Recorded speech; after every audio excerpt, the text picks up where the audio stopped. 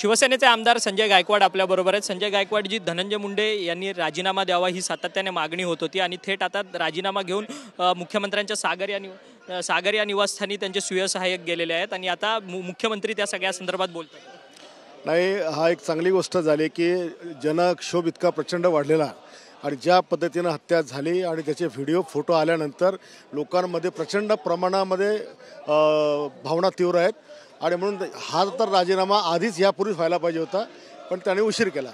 खरं तर उशीर झाला तुम्ही म्हणतात, पण भाजपचा बूथ प्रमुख होता संतोष देशमुख आणि धनंजय देशमुख, भाजपच्याच कार्यकर्त्याची हत्या होते आणि त्याचा न्याय मात्र विरोधक सातत्याने मागताना पाहायला मिळतो।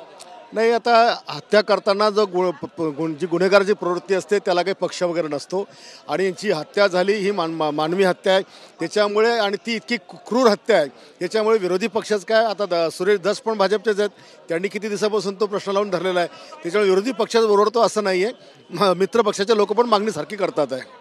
खरं तर भाजपचे आमदार सुरेश धस म्हणतात की खंडणी आणि हत्या हे एकमेकांना लागून ह्या सगळ्या गोष्टी आहेत, त्यामुळे खंडणीची बैठक धनंजय मुंडेंच्या बंगल्यावरती झाली असं त्यांचं म्हणणं। तर ते त्यांच्याकडे काय त्या गोष्टी पुरावे आहेत ते सांगतील, परंतु बीडचा अत्याचार हा प्रचंड मोठा आहे।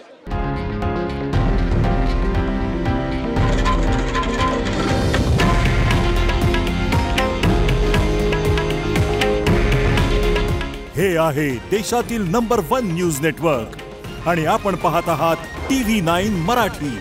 काळजी तुमची, हित महाराष्ट्राचं।